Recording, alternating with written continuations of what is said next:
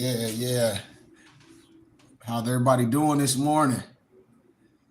Got a little time. I want to share this little film with y'all to just to try to pick your brain. And I challenge you to be a thinker, to research things, to see what's going on in the world, to see what politics is really about. If you are an American, because I am American, I'm a Moorish American, but I also flex my right to vote on law and policy. I don't vote on a certain political party because I understand the game of politics. I understand the game of electoral college, and I just understand a lot of things in life that a lot of us misnomer black people or misnomer European people, whatever you want to connotate yourself, that we've been hoodwinked because we don't study this. And I want to just share something with my brothers and sisters, this little quick film that I researched, that I found, and anybody can find it when you do the research because nothing is new under the sun. What you have to do is realize and look up the agendas of certain political parties. Then you must start researching laws, Declaration of Human Rights, the rights of the indigenous people, what civil mortis consist of. When you research these laws, these facts, and a lot of stuff has never been overturned, like the Dred Scott law, then you will know that misnomer blacks have no rights, that the no disrespect, the European, the white man, the trailer whatever you want to call it, have to respect. So if that's the case, when you vote politically, and if reparations is wrapped up in law and policy, then you must understand that as a misnomer black person, when you identify as Negro, black, or colored, or African American, you have no rights. You have no rights. And we can play that game so much, but blacks have no rights in the court of law.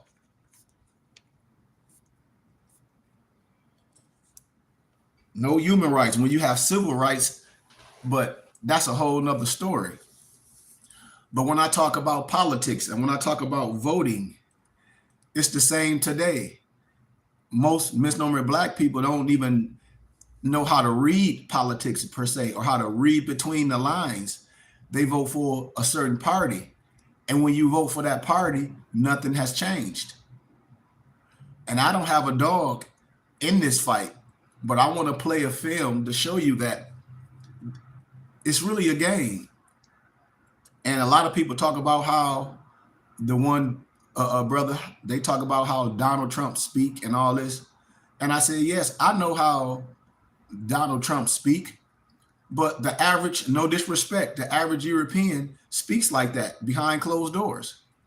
Just like I heard a lot of misnomer black people, they say, well, the way Donald Trump speaks, this, that, and the other, but your employer speak to you that way. The same way I hear goofy misnomer black men that try to separate man from woman, and they try to say that, well, a woman treat a dog better than their husband.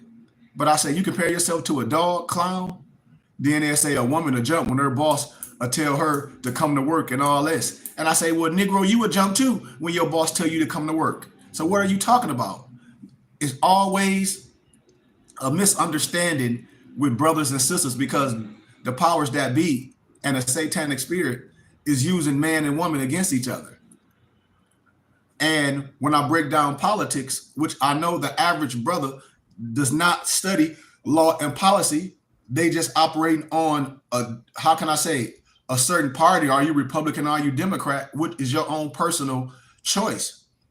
But when people say they're black and you have and we black people and we do this, clearly something is wrong with your mental because blacks have no human rights. The Dred Scott law was never, ever abolished misnomer black people. I try to teach my brothers and sisters this. I did this in academia. I've done lectures in colleges. I don't care how much you talk about reparations and all this. When you identify as Negro, Black, and color or African American, you get no reparations, because the only people that's going to get paid for the slave is the person that created the slave. And blacks is only as old as America, United States. So when people be talking about this black agenda, when they say Kamala, whatever, not Kamala, but I forget the lady name that's running for president. It'll come back to me, because a lot of stuff don't even matter to me. You know, you missing what I'm saying. See, that's what I'm saying. You jumped on here, K Lyman. That's what we be saying about people. You not they be totally missing the fact. But I'm getting ready to go on college and do this lecture. When I tell brothers and sisters that we need to really start paying attention to what's going on. You know, I'm not even talking about no Democratic plantation. Do if you listen. That's why I tell people they need to listen before they start opening their mouth. What my noble say? Yep, exactly. He said it's the dude named Key Line. What you say, Noble? He don't even know what you're talking about. Exactly. If a person will, that's like when I ask people to go to lectures. When I tell people to come to lectures, they listen. But what do Negroes do? They start opening their mouth. And that's why we keep things in academia. Once again, Key Line. Yeah, that's his name, y'all. Key Line. And I'm on my YouTube channel. That's what we do. We just start opening our mouths. And then this is what he said. He said, you need to get off the Democratic plantation. Do you see? And so if people follow and listen, they'll be knowing, instead of opening their mouth and showing how can I say, misplaced their anger. No, it ain't no, that's what I'm saying. We're gonna keep this. All my students that's on the GCU page, we're gonna take this, and I'll be on campus in about like an hour and a half. But this is what I'll be saying about people, how they speak. And they never, ever get a clear understanding. It's like if they on Jeopardy or something and they hit the button before the question is even being asked. That's the problem with a lot of us. It'd be so emotional. That's why I said if people even follow my page, they'll have an understand, but we don't. That's what misnomer black people do. Here he talking about you need to get off the Democratic plantation. So if anybody know me and follow me, they should be like, this dude clearly don't know Professor Goodman, don't know She Goodman, clearly. But that's what we do. We throw accusations in the world. I know I'm not saying nothing. I'm responding to you.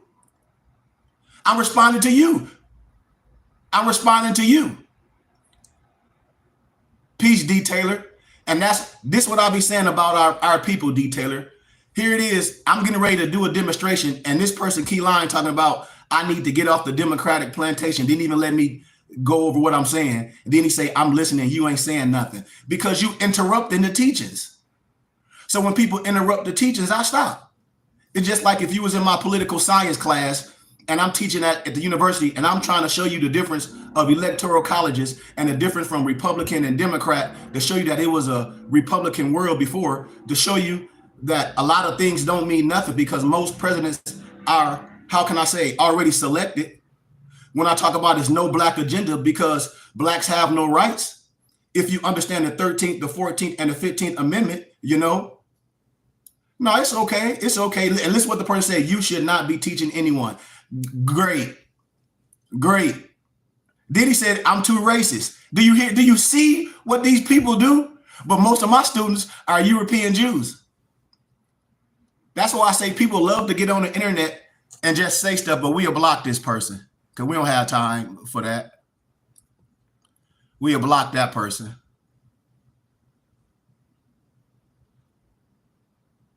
We'll block Key Line. No, I'll let Key Line even stay there. I'll let him stay there. That's okay. We'll let him stay there. But this is the thing about politics. When a lot of people get emotional in politics, especially misnomer black people, when they act like it's a political party, you know, and it just gets sad. What you say, D. Taylor, I must have said something that hurt his feelings.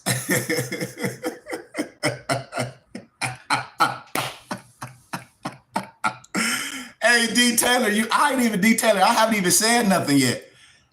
I said that blacks have no rights in a court of law. And the first thing that brother said is, I need to get off the Democratic plantation. Okay, well, yeah, I'm in Peoria. We can meet up, detailer. I'll take you to lunch, or I'll take you to the library and show you some things, show you the city. I'm supposed to be going to the Herb Museum. I have to look at my itinerary. I think it's next week. I'm taking some students to the Herb Museum from GCU, and I'm going to be walking them through a lot of the exhibits. So just send me your information, and I'll send it to you, D. And I'll send it to you, and I'll give you the information. So don't worry about it. But anyway, D. Taylor, back to the teaching. So when we deal with politics, and when we deal with certain parties, and when we deal with certain Democratic parties, and when we deal with Republican parties, you got to remember it's really no agenda. What you say, right? Okay, sounds good. Exactly, D. Taylor. That's what I tell our people. We just speak by the mouth when I'm not even talking about a Democratic party. I'm here to say, I don't care what party that you deal with, if it's Republican or Democrat, because that's your personal choice. Everyone has a choice as an American. But when you're dealing with politics, and when people say that they're misnomer black and they voting for a Democratic Party because you black, and they say, well, it's a black agenda. And I would say, well, what is the black agenda? Because according to science and law, blacks have no rights. So when people get in position to say, oh, well, I'm voting for this person and it's a black agenda, I say, well, what is the black agenda?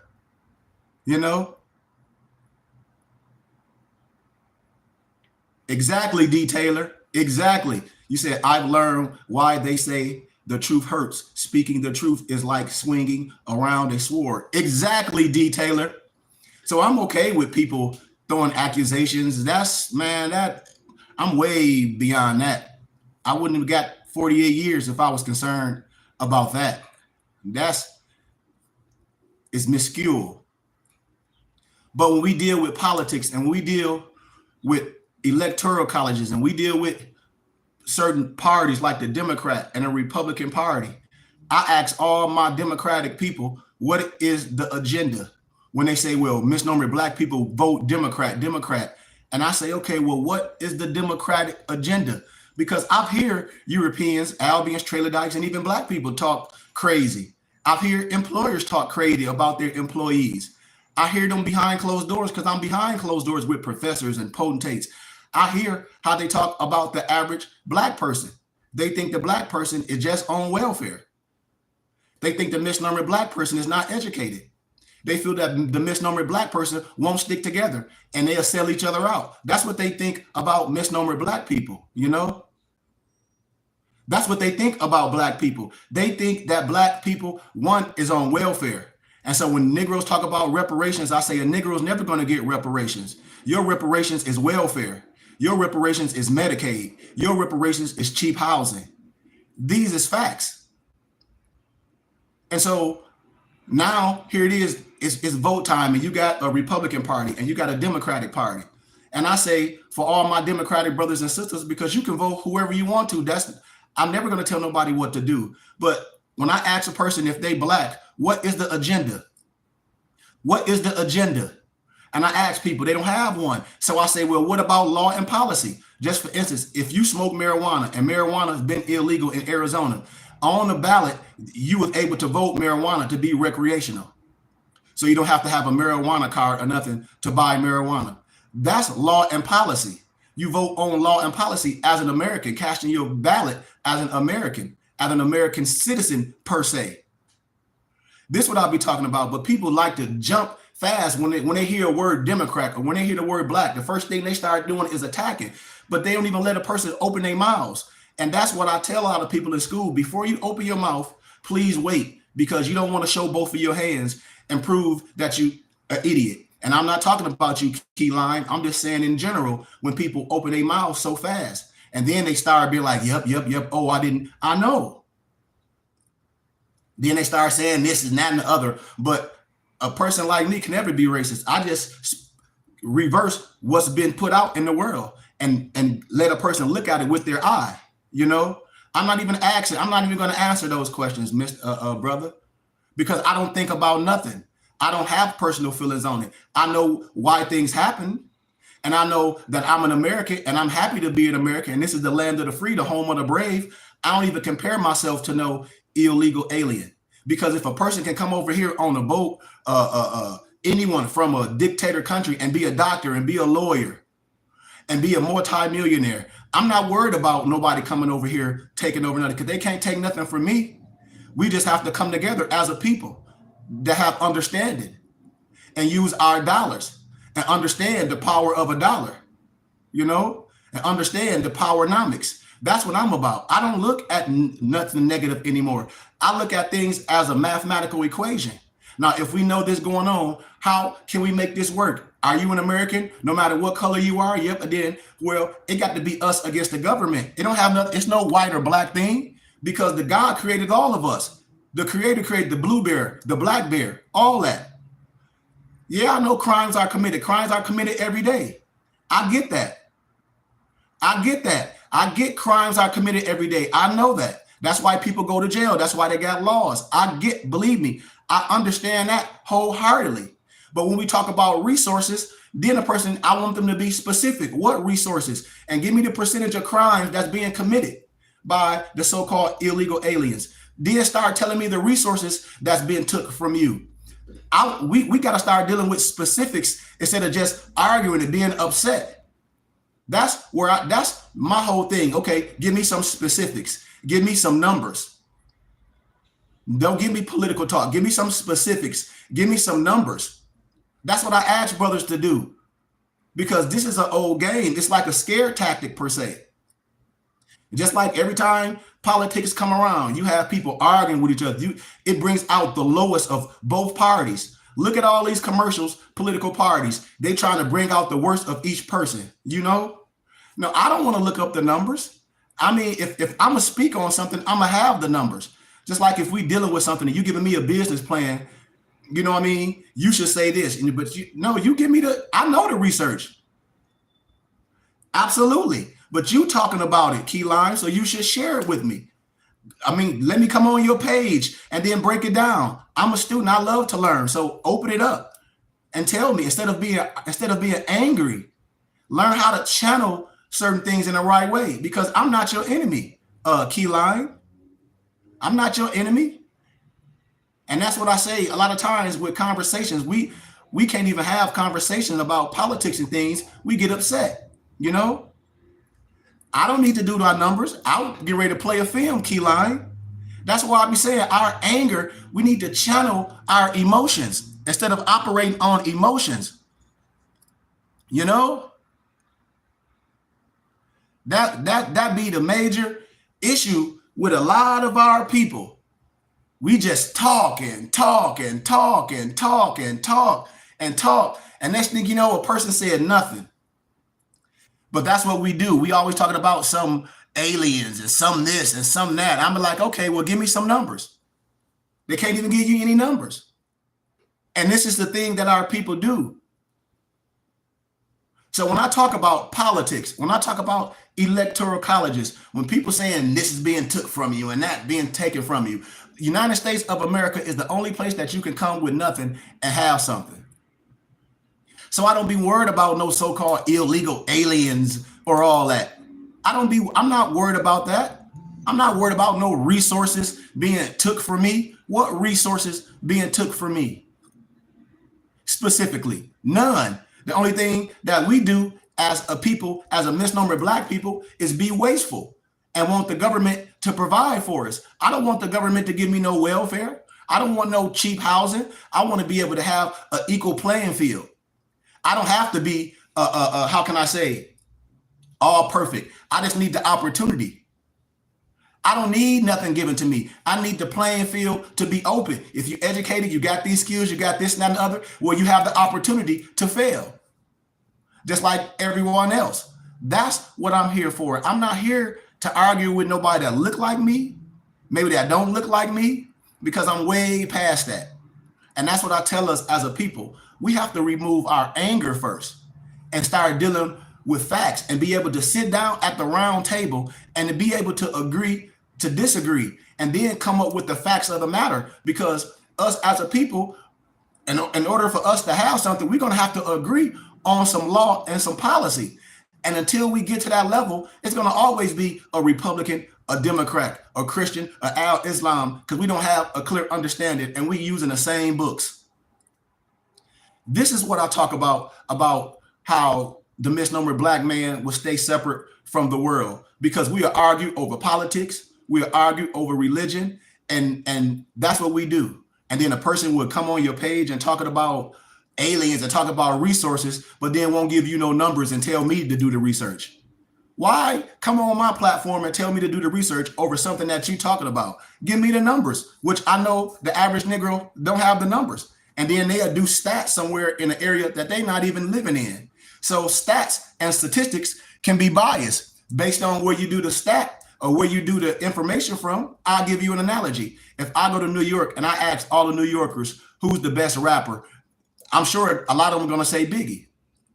I go to California and ask them who's the best rapper. A lot of them are going to say Tupac.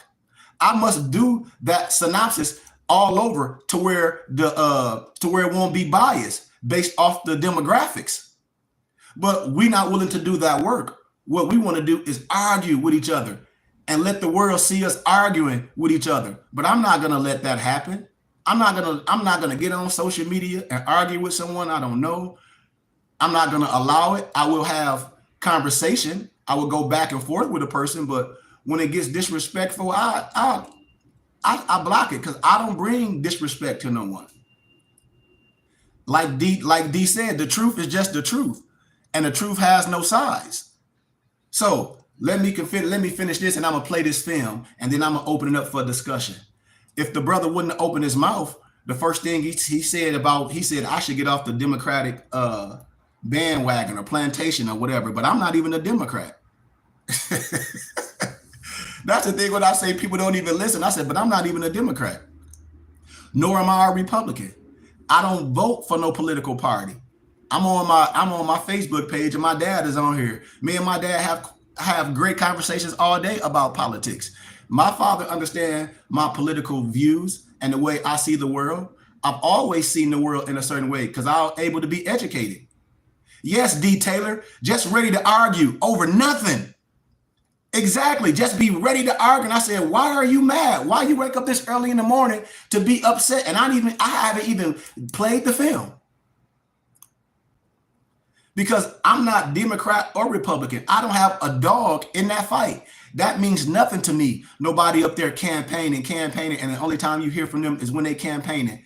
But before they ran for president, they were in local offices. I tell everybody, before you jump in the presidents and say I voted for the president, did you vote local? Did you vote local and state? Whatever city and state you're in, do you know the sheriff? Do you know the judge? Do you know the fire chief? Do you know the city councilman? Do you know the mayor? Do you know the governor? All that should be done before we just be jumping and talking about some president.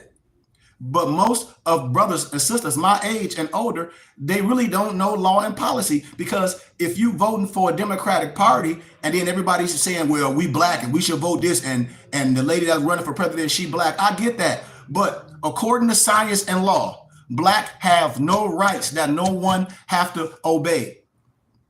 The Dred Scott law was never, ever, ever abolished. Never. Black have no rights. So if that's the case, what is the black agenda when people vote Democratic? Because I understand law and policy. That's my profession. I don't want people to be using their emotions when they dealing with me. That's why most people can't be students. What is the black agenda? Oh, well, we black people, we vote Democrat. Okay, well, what's the black agenda? What's the law and policy for misnomer blacks? You can't even tell me. Well, this, that, and the other. I know it's not one. That's why I don't care about voting a certain way and say they're going to do this for blacks. No one, only thing blacks going to get is welfare and civil rights. You're not going to get human rights because you're not a human in the eyes of the law. So when we dealing with politics and when we dealing with electoral colleges and all this, and when we dealing with Europeans, misnomer Europeans, misnomer black people, man, I know I can count on my hand and feet Europeans that talk like Donald Trump. And I can count on my hand and feet Negroes that talk like Donald Trump. that hate you just as much as a so-called a European or Albion hate you. No disrespect to no one. Because I'm not on the political side. I'm on law and policy side. Just like I tried to explain earlier, marijuana was illegal in Arizona. Marijuana wasn't recreational. So most people in Arizona, they voted on what? Law and policy. When marijuana came on the ballot, I forget what prop it was. It'll come back to me in my head. And so what people do, I don't care if you're a Republican or Democrat, what did you vote on? Law and policy. What law and policy did you vote for? For marijuana to be recreational. And then the law was changed. That's the power of the people. Just like when I talk about nationality is the order of the day. It's just like any other thing that you do for a political campaign. You got to have enough signatures to say that you're this, and you take it to the world courts. It's just as simple.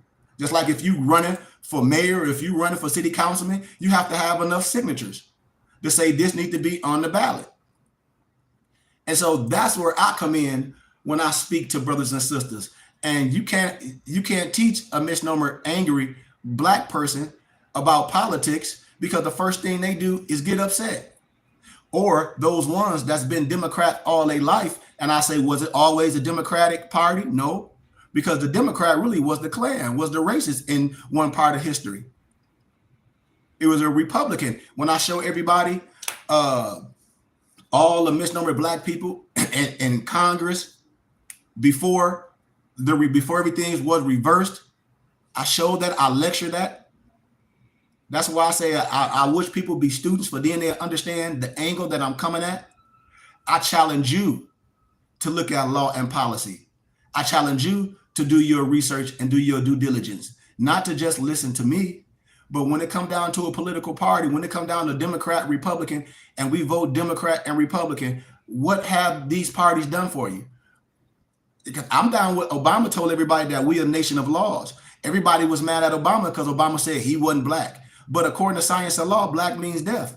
Obama told you about the Declaration of Human Rights, Article 15, that you have a right of a nationality and a right to change it. No one will be arbitrarily denied of a nationality and a right to change it. And the claim a child replaces the birth certificate. So we done played this Democratic and Republican game for so long. And so as people call themselves Black, because there's a lot of people on my page that say they Black, okay, what's the Black agenda? What is the Democratic Black agenda? That's all I ask people. Because I know what the Republican issue is. I know what their agenda is. I get that. But just like the all the alphabets, just like the gay, the lesbian, the transgender, all them, they have a political party. If a certain political party want their votes, they make specific laws and things for that specific group for their vote, and then they hold them accountable. Because if you go against the alphabet, the lesbian and the transgender and all that, you can be canceled.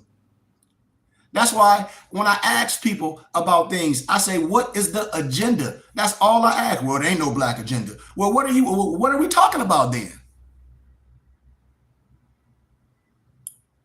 Well, what are we talking about when we playing this political game over Democrat and Republican, and people say, oh, well, I'm voting for this person because the way this man talk or some stuff that he said. But I can pull out so many people that I've worked with, that I went to college with, that I know every day on social media that feel the same way that these people feel.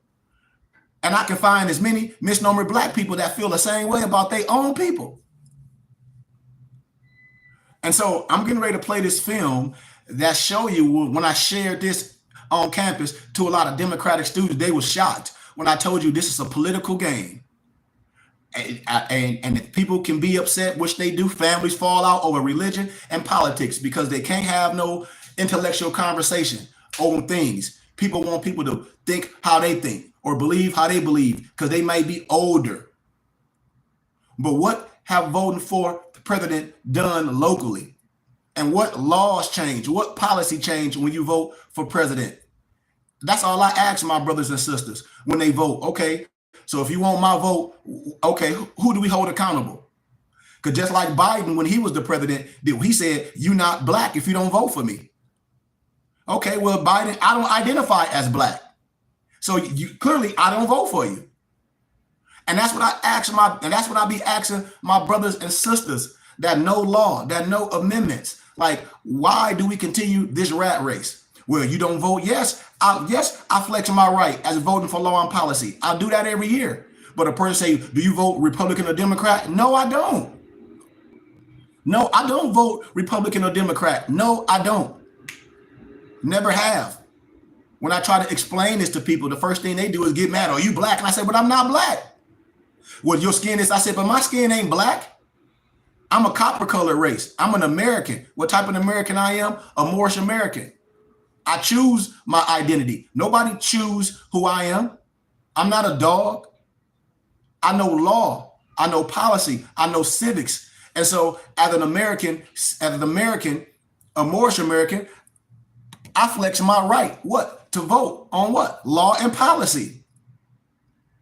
And so now I'm getting ready to play this film that's resurfaced of Jesse Jackson praising Donald Trump. When I tell everybody this is a game, you got to remember Jesse Jackson got paid to call us Negro, blacks, and colored. The Big Six got paid. All those preachers, they split $250,000 to keep us identified as slaves. And then when I talk about politics and the political party, Democrat or Republican, when I tell my brothers and sisters, I don't have a dog in that political fight. I'm not Republican. I'm not Democrat. I'm free to vote on law and policy. And if I vote on law and policy, and if we all vote on law and policy, it really don't matter what so-called president that you have. They have to do what? They have to do what? Uphold the law, uphold the policy, if you know that. But most people, they vote for a Democratic Party. So everything on a Democratic agenda, that's what you vote for. Or everything on a Republican agenda, that's what you vote for. You just vote Democrat all the way through instead of reading the law and policy. When you get that ballot, do you look at the law and policy? And the average Negro don't. When I ask them, do they know what electoral colleges consist of? When the stats come out and they say, well, this person is going to win based off this, how can you say this person is going to win based off this and that and the other? And y'all don't even have all the votes in yet. You got to understand certain things don't even count. But that's the educational aspect that a lot of us, we don't have. And so I'm going to play this film of, y'all got to remember when Jesse Jackson ran for president, Donald Trump was his biggest donor. And then before Donald Trump ran for president, do y'all remember all the rappers was quoting Donald Trump? All of them had Donald Trump in this video. Hell, Donald Trump got NAACP awards, all this stuff. I'm gonna start bringing all this stuff out. I don't have a dog in a fight. But when people try to use reverse tactics or how can I say it, programming, you know what I mean, engineering programming to reverse things on, because that's how the world works. And how can everybody love someone before it happens? What you say, D. Taylor? Facts, making so many songs about him. Thank you, D. Taylor. I mean, I'm gonna start pulling up all the rappers, because I did this in college. I did my oral dissertation when I was taking one of my political science classes, and you could hear a pin drop. I pulled up every single rapper that had Donald Trump in their rap verses, had Donald Trump in a video, talk about they want to be like Donald Trump. Hell, you can Google it right now. You can Google how many rappers had Donald Trump in their songs praising him. And you won't have enough feet and you don't have enough hands to count. Because damn near every rapper in the early 90s, in the early 2000s was praising Donald Trump, wanted to be like Donald Trump, had us in the Trump Tower, had it Donald Trump, Donald Trump, Donald Trump. That's what they was praising. You know? Hell, all of them, Donald Trump, Nelly, a whole bunch of rappers. Hell, they had him in there, want to be like Donald Trump as a businessman and this and that and the other. And I said, okay, so when did it all reverse? Hell, Donald Trump was on Oprah. That's why I be saying I pull out the old film when he was on Oprah, when Oprah was asking him, do he want to run for president? And I say, so ain't nothing changed about how this person thinks? Because the average European that's a business person think the same way. We're talking about a business person, not a person that's in politics.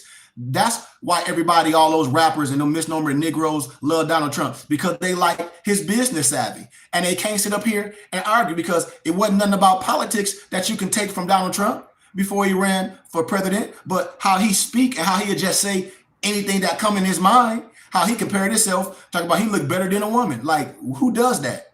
But that shows you that man mind state and where he's at with his thinking. Because he feel if it need to be done, he need to do it. But the point that I'm telling my brothers and sisters, they like Donald Trump because the business savvy.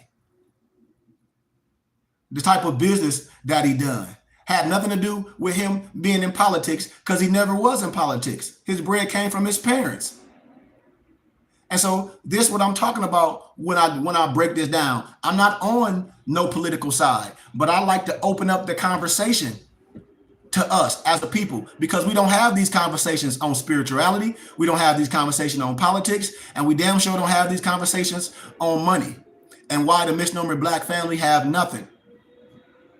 We don't have those conversations. Everything be emotions, emotions, emotions. So before Donald Trump was the president, I'm about to play this film, and you're going to see Jesse Jackson praising Donald Trump. And then when I show this to older people, the first thing they say, well, it was just for the money. And I said, oh, so if that's the case, a Negro will do anything for $1.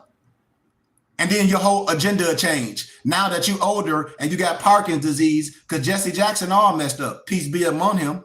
But they'll say this person wasn't this. But I can pull out film where this person was your biggest supporter and you praising this man. That's why I say a lot of these misnomer black leaders and these politicians and these rappers and these athletes, I say this is a joke. This is a straight up joke. So when did it all change? When did it reverse? It reversed when he started running for a political office, because I'm going to show you Jesse Jackson praising Donald Trump. And then when you sit and talk with people, they say, well, it was just for the money. Well, if you deal with someone that you don't even like, or you would say is racist and all this for some money, then it'll tell you it's a political game. You would take analogy, here go the Ku Klux Klan. They'll come to me and say, hey, Sheik Goodman Bey, we're gonna give you X amount of dollars to build your temple. And I'm talking about and I'll say the Klan ain't this and not that, but I'll take your money. That's how it works in these politics. It's even with presidents, when people don't understand that all the presidents, they all sit in one society, and most of us don't even know that. It's really a game. It's really a game, and people be emotional. So I'm about to play this film, and let me hear what y'all got to say after this. What type of racism is this? I now want to bring forth a friend who has, he is deceptive in that his social style is of such. One can miss his seriousness, and his commitment for their success is beyond argument. When we opened this Wall Street project and we talked about it, he gave us space at 40 Wall Street, which was to make a statement about our having a presence there. And beyond that, in terms of reaching out and being inclusive, he's done that too. And created for many people a comfort zone when I ran for the presidency in 84 and 88. And many others thought it was either laughable or something to avoid. He came to our business meeting here in New York because he has this sense of the curious and a will to risk to make things better. And so aside from all of style and his pizzazz, he's a serious person who's an effective builder of building for the builder of people. Last year, he was a part of our workshop, of our panel workshop on what are the challenges and opportunities. And so this, a year later, Donald Trump, for a few minutes, challenges and opportunities to embrace the underserved communities. Donald Trump.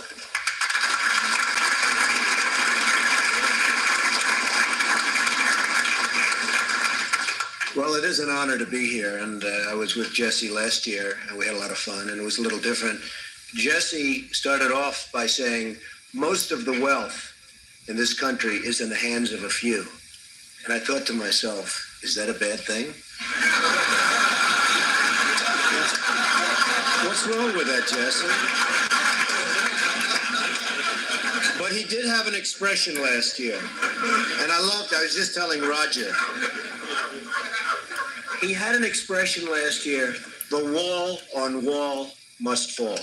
And you haven't used it today, and I'm very disappointed in this, Jesse, because I thought it was a great expression. And I heard the expression about 14 times, and then he came to me at the end of the session, and he said, listen, I want some office space in your building on Wall Street, because the wall on wall will fall. And I said, it's okay, Jesse, I'll make a good deal with you. I'll get you some space. You'll pay about $40 a foot. And he said, no, I don't want to pay 40. I said, how about 30? No. It was the cheapest deal I ever made in the history of 40 Wall Street. Is that right? He got it for nothing. He's a very tough negotiator. You know that, right? Nah, he's a terrific guy. We love him, and I'm here for him. And the snow came, and I said, gee, nobody's going to show up, and look at this place. It's packed. Well, I'll just say a few words. I mean, Wall Street and New York City and this whole region is doing unbelievably well. I'm building a job on the west side, which is the largest job ever approved by the New York City Planning Commission. You see it going up along the West Side Highway. It's almost 10 million square feet. It's 18 buildings, and it's really going to be something.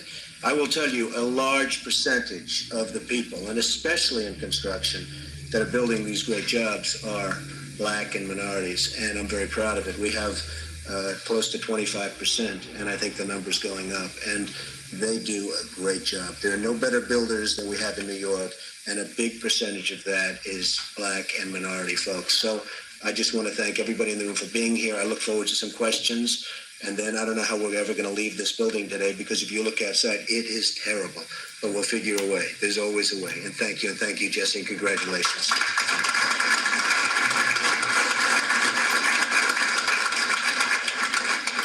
And with all of that wealth, Trump wants a free ticket to the fair tonight.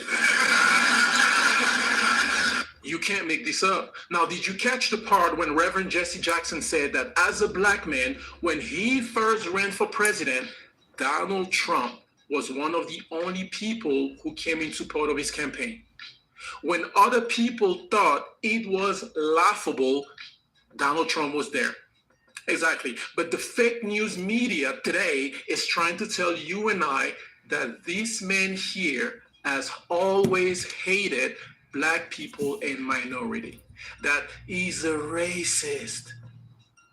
You can't make this up. I found this video online and I had to share it. You let me know what you think about this in the comment section. God bless you and your family. God bless Donald Trump. And that's all I wanted to share.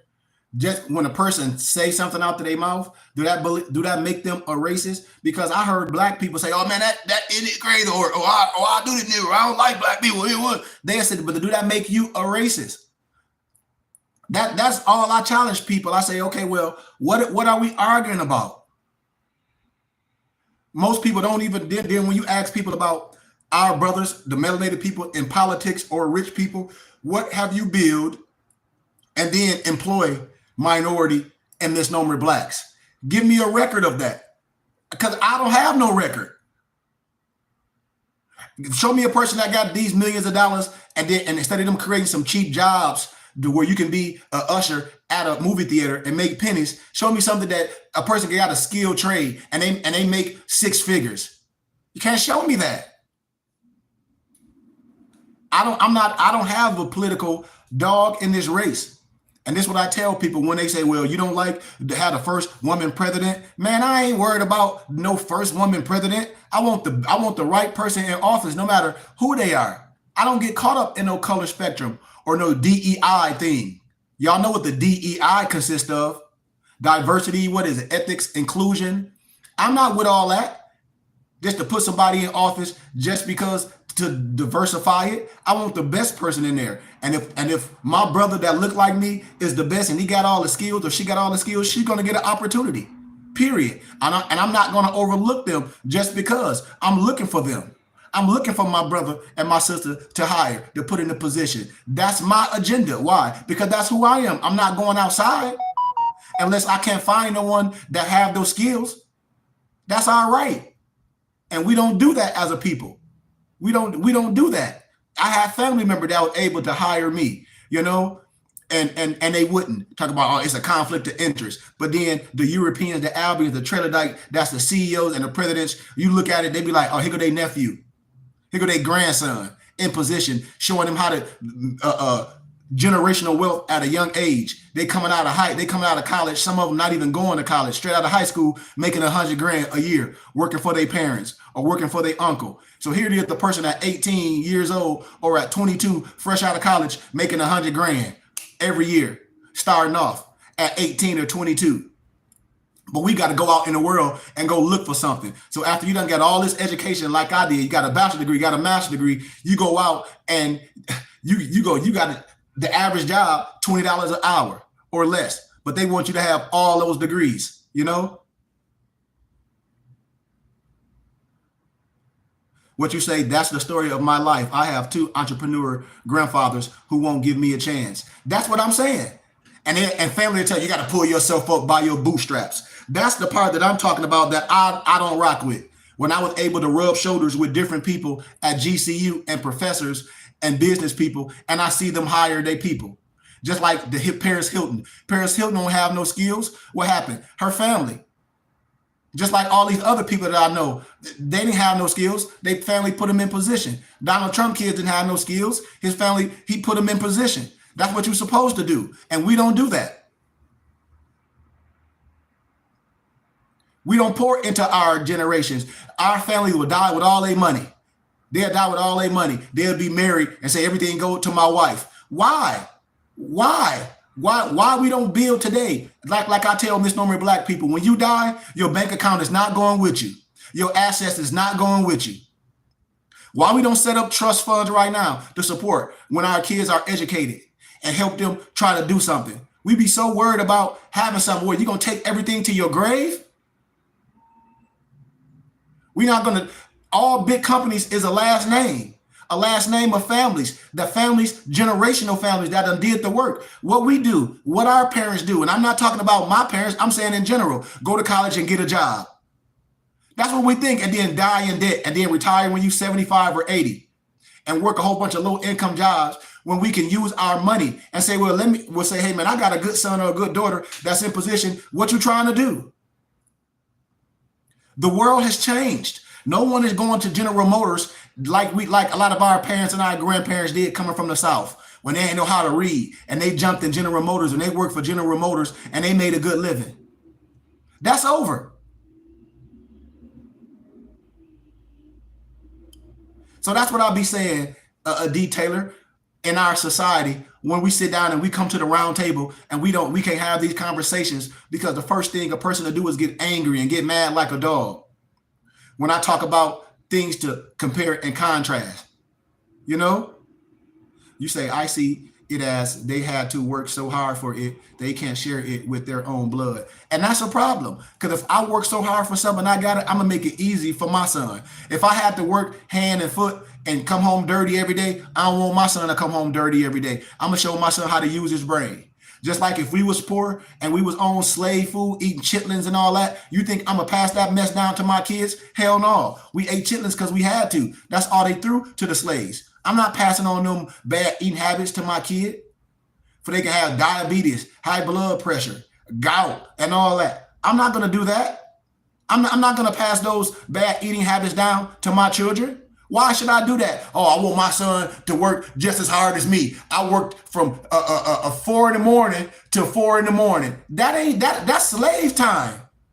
I'm not doing that. I'm sitting my son down and be like, son, I worked hard. I want you to go get a good education. I want what type of business you want. I want you to understand the value of $1. I want you to create something while you're young. So when you get older, you understand about that residual income. I'm not telling you not to work, but I'm telling you create a business because it's your last name.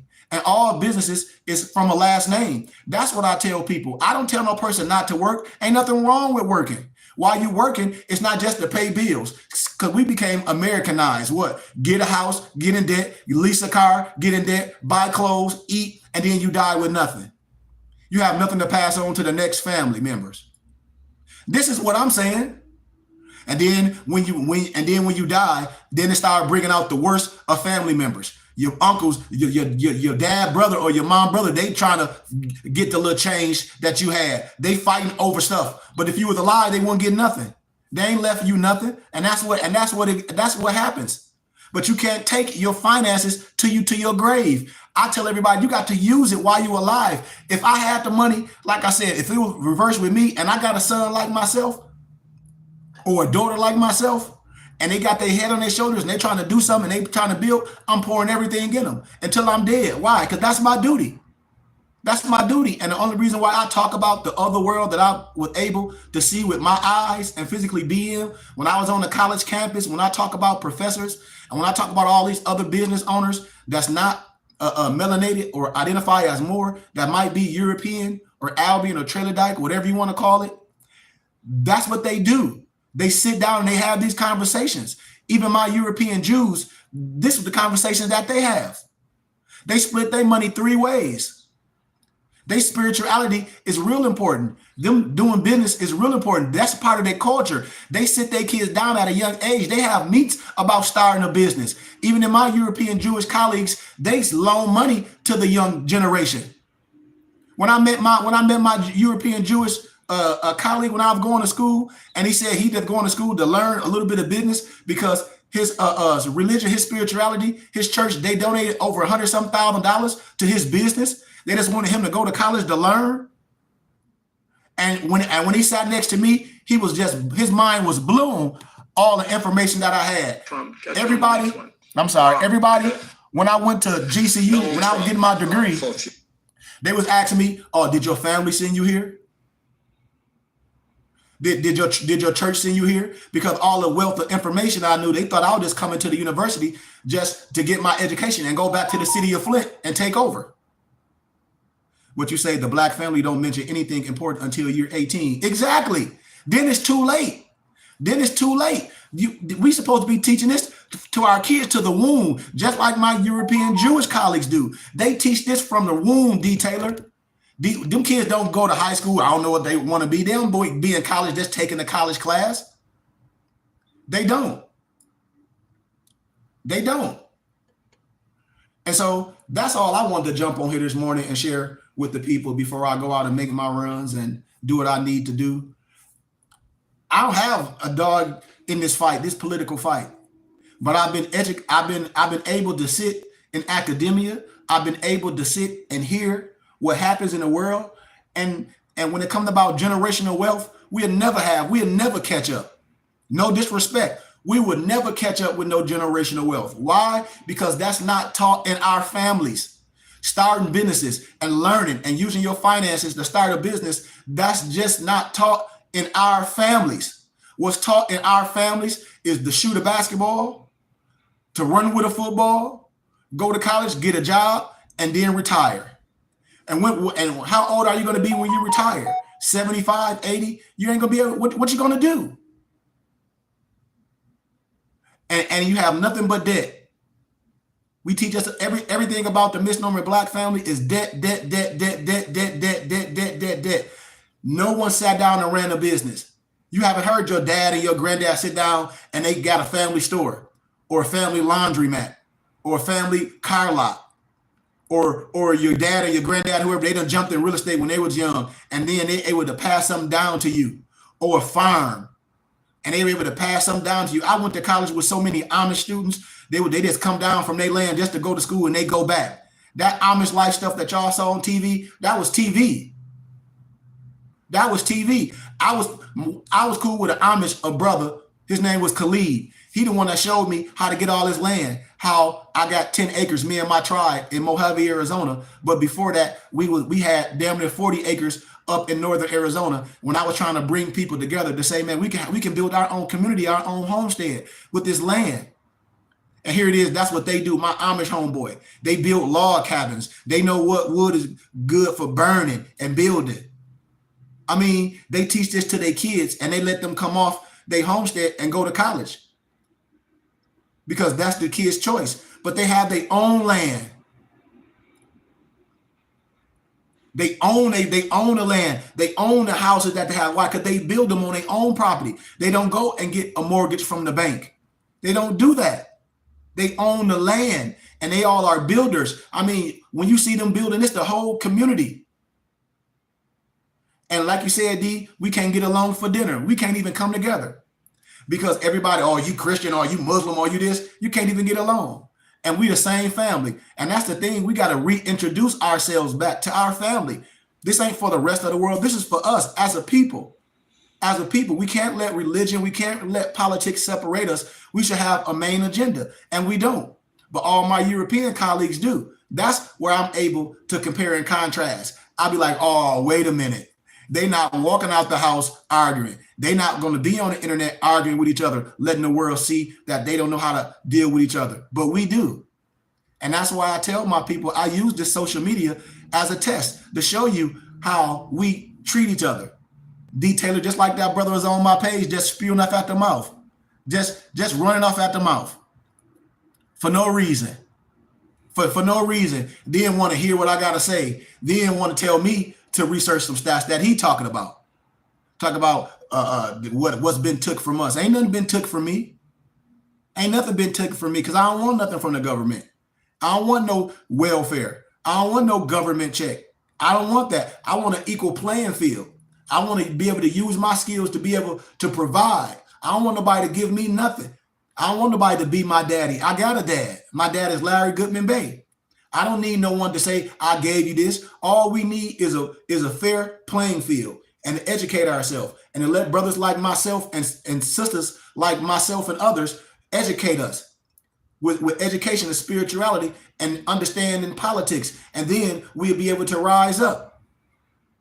That's where I come in. I'm not here to argue with no one. I'm way past that.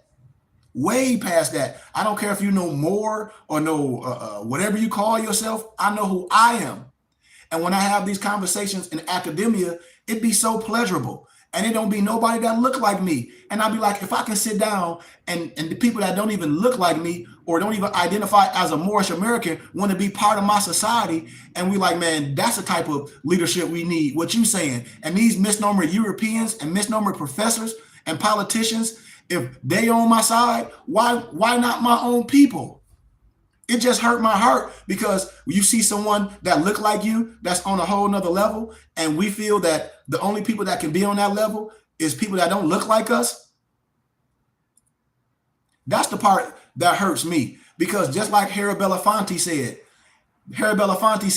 if you an athlete, if you an entertainer and you got this money, that ain't your fight for the political or the spiritual fight. That's for those, that's their expertise. You support them with your finances. You support them with your finances. You continue to get that bag because it takes money to run things. It takes finances. We got to understand that because that's infrastructure. That's literature. That's how we pay for bills to continue to do things. That's how we have our own building. That's how we have our own church, our own school, our own media, our own publication company. All that stuff takes some form of dollars. It takes some form of understanding the power of the dollar, being able to circulate in our community, being able to understand tax codes and about being tax exempt of the federal government, understanding nonprofit status instead of arguing like a dog. Because as an American, you have to do business and you have to do commerce. We have to understand that unless you on welfare. And I don't have no aspirations to be on no welfare. I don't have no aspirations to be on no Section 8, to get no bridge card. That ain't my aspirations. That shouldn't be your aspirations. That shouldn't be your aspirations for your children. And this is the conversation that I try to have with my brothers and sisters. We must raise ourselves up. How? Financially, economically, and educational wise, nationality, and spirituality. Once we be able to resurrect ourselves, then we'll have a political fight. Then we'll have an agenda. But continue to play in this Democratic and this Republican game, and that split, and that put a line down our back as a people. And then you got some people that just vote independent. So you got this pie right here of misnomer black people. That's split three ways. We'll never have nothing. You got Republican, Democrat, Independent. Do you understand what I'm saying? And when I deal with my European colleagues, it's like this. Or when I deal with other people that created a nation, it's like this. And you're not going to catch them arguing with each other on the internet. You're not going to catch them disagreeing. They're going to say, okay, well, what's the agenda for us as a people? And that's what they rock with. And that's what I use my social media for. That's what I use my social media for, to challenge us to think, to say, well, have you thought about this? Have you thought about that? Have you even investigated that? Nope. Exactly. Dismembered power. Exactly, D. Taylor. That's exactly what I'll be saying. It's like we forget we got so much power, but it's split because it's based off how we feel. I can get everybody that follow me, even some of y'all parents, and they'll be mad as hell. They'll be barking like a dog, but they won't come with no law, no policy. They won't come with no agenda. They'll say, well, because I'm a black person. And I'll say, well, I don't identify as black. When I break down the declarations of human rights, when I break down the 13th Amendment, the 14th Amendment, the 15th Amendment, when I break all that stuff down, they don't have nothing to say. And that's where I say us as a people, D. Taylor, how a person would jump on your page and just be spewing up at the mouth. And I say, that's you woke up in the morning to argue instead of listen. What you have done is show how ignorant you are before you even seen my dissertation or what I'm getting ready to demonstrate. And then they start backtracking. But once you show how an idiot you are, it's nobody can work with you, because it shows how emotionally damaged that we are as a people. It shows the idiotic of our understanding. It shows the argumentative nature that we have as soon as we come into a place. When we come into a place, we don't want to look at solutions. We start arguing. And we let the worst of us, even with Moors, to be the main speaking for us. We got to change that dynamics. Because it's more educated and more civil brothers than it is a brother that dropped out of school when I dropped out of school in the 9th grade or the 10th grade. Talk about this, the education is some white man stuff. But you say that you're the teachers and you're the leaders of the world. If the first university was in Salamanca in Spain and in Timbuktu, how can we give our power to someone else in education? If this science, Masonic science, came from us first, which I clearly teach, how can you say this come from a so-called European? If you are the first teachers of the world, if you so brilliant, do you see? What do you want if anybody on here got children, what do you want your child to be? Get the good education, be the best that they can be. I hope you want them to at least learn the value of $1, because success is based off of your last name. And everybody that jump on here, what do we have as a people? Do we have a main body? Do we have an educational house? We can teach politics. We can teach economics. We can teach spirituality. All we do is argue. And I use my platforms to challenge you to think. Because I know the average Negro is not educated on a lot of things. They watch YouTube videos and they get emotional. Just like right now with the political party.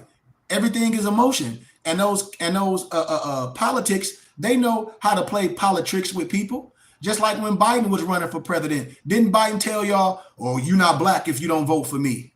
And I told everybody, that should have been your answer right there. What? You not black. If you're more, I'm not black. So what should you do? Vote Republican? I didn't say that. I said, cast your vote. Vote on law and policy. That's what rule the world. Law and policy. Before you vote for president, I hope you vote local, state, and all that first in your community. If not, then it's just a game. And we have to know this. Because if your vote is just like signing your name for a house, if you don't know what you're signing for, if you don't know what you're casting your vote for, if you don't know the ins and outs, clearly you don't have an agenda. And clearly you can't say, well, I voted for this and X, Y, and Z need to be done for my vote. And if it don't happen, who are you going to hold accountable when it doesn't happen?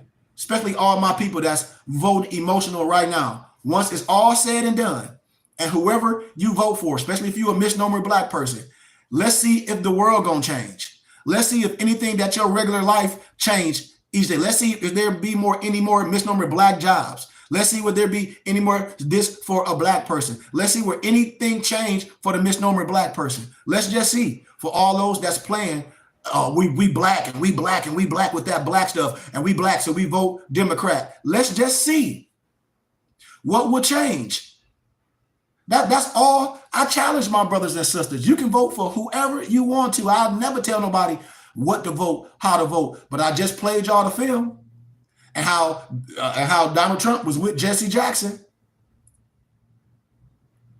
And everybody talk about Donald Trump just so racist and so racist. And I'll be like, based off what? How a person talk. So we don't like how a person talk. I get that. But how do your supervisor talk? How do the person next to you talk? How do the misnomer black person talk about their own brother and sister? This all, I be challenging my people. So we basing a person being racist based on how they speak. If that's the case, we all racist. Because I hear people talking about European people all day and vice versa. Then I hear our own people hate each other. Why? Because we doing the Klan's work. Why? We'll kill each other. A Negro killed my brother. A Negro killed my best friend, Michael Blackmore. A Negro killed my cousin, Miguel Swain, right in my city of Flint, Michigan. And everybody act like they don't know what's going on. So what we talking about? This is what I ask brothers and sisters. Even Moors can't even agree on nothing.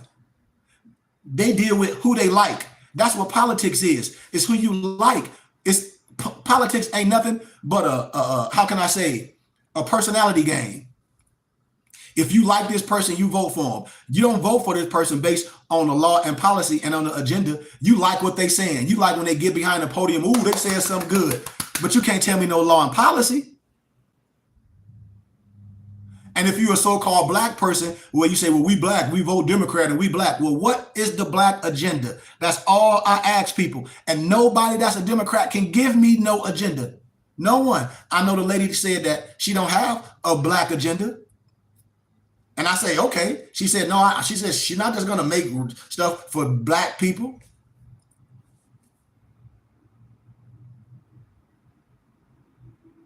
So what are we talking about? Yep, exactly. And this is what I tell people.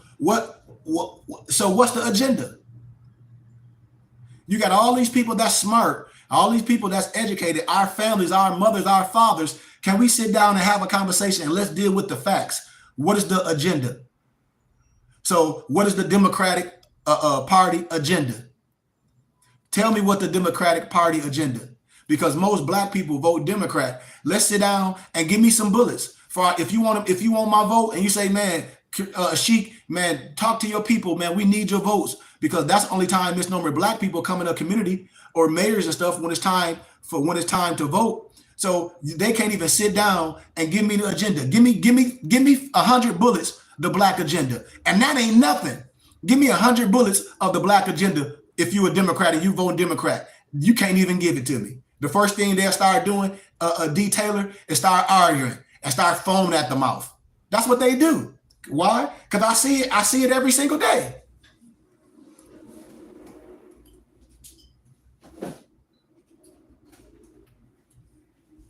So I'm just waiting for the brother to hit me up so I can be out. I gotta meet this brother at the post office. And the person that I meet is a European. That's why I be telling people when you saw that person trying to say that I'm this and I'm that, and I said, well, brother, I hate to tell you this, but most of my colleagues don't look like me. I be hating to bust people bubbles. Excuse me, I'm sorry about that. But most of the people I deal with in Arizona don't look like me. And this is what I be trying to explain to people when they jump on my page. You know, you said, I'm from South Carolina. This AZ sun ain't no joke. I've been here in the house. I love the sun, D. Taylor. I'm glad you said that, because us as melanated people, you got to get your 2 hours of sun every day. Get your 2 hours of sun. I'm telling you, it's going to be good for your soul. It's going to be good for your skin. It's going to be good for your sweat glands. It's going to be good for your metabolism. Get that natural vitamin D, because the average misnomer black person, we are vitamin D deficient. That was one of the things that the powers that be is to take us off the warm continent and send us to cold places like Nova Scotia. But when they send us to those cold climates, we just created hockey. You know, we just created hockey. When I moved to Arizona, everybody, oh, it's so hot, it's this, it's that, and the other. One of the best moves I ever made. It's not too many people that look like me per se when I first moved out here, but I found people that connect to my spirit. I go certain places that the average person's not going. Like I go to museums, I go to the libraries, I go to the metaphysical houses, I go to trade shows and all that. That's what I'm into. So when I go to these places, I see all people that understand who I am. I go to all the SWAT meets. You know what I mean? I'm into politics. I deal with a lot of philanthropy things. I'm part of the West Valley Health Summit. I deal with people that need help no matter what color they are. So when I do things and when I go speak, especially when I go on a college campus, it be packed of students and intellectuals that want to learn. They don't have no problem with me wearing my fez or my turban or my regalia. They don't have no problem with that. They say, at least you know who you are. You know, D? And so that's all I wanted to share with everyone today, man. I hope everyone having an amazing day today. I hope everyone enjoy their day. And when I get home, I'll probably get back around like 3 p.m. I'm going to be live and I'm going to do a little lecture. I'm going to share with the world. But this is the conversation that we need to have on a calm level. And if anybody can't be calm, we got to kick them out. If anybody can't listen and willing to learn, we got to kick them out because we're supposed to be students of everything. And the reason why we behind, because a lot of certain people didn't share the information. You heard what Donald Trump said. He was like, he's not mad over a small tittle of people having the wealth. That's the thing. I even had people in my family, my uncle that passed. We were very high in politics. He didn't share nothing with no one. And when he died, what? It's over. It's no legacy. It's no legacy. Didn't instill into his kids. Yeah, they all work a job, but it's no legacy. It's the last name. No one's gonna, when your flesh is gone, they're gonna say, oh, he was the greatest Amazon worker. You think your CEO gonna come or the person that hired you to your funeral? They're not gonna show up. They're gonna hire somebody to replace you. That's why I tell us we must use our dollars and our time and our understanding to do something. Until then, we're just gonna go with the motion. And time has changed. Times has changed. I'm telling you this. How I know? Because I'm into this. The average person that's going to university right now, that's a European, their parents already done set them up. They don't get out of college and go look for a job. They work for the family business or they work for their dad homeboy.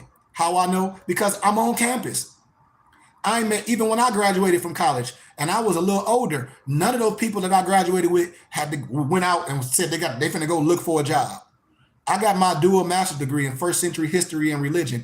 All the European guys that graduated with me, that was Jews or so-called Christians, and even a lot of the Africans that came from the continent of Africa, they went back home.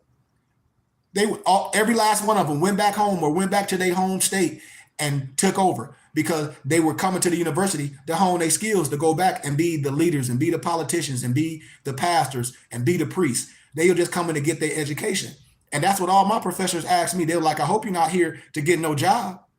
They were like, you're not going to get no job on campus because they're going to want you to quit everything you're doing and sign a contract because you give too much information. They're like, why would they hire you? And all I have to do is come on your page and be your student of your personal school, the Burning Bush Tabernacle Science Temple and School. And you're going to give everything that we charge hundreds and hundreds of thousands for. Why? Like, why?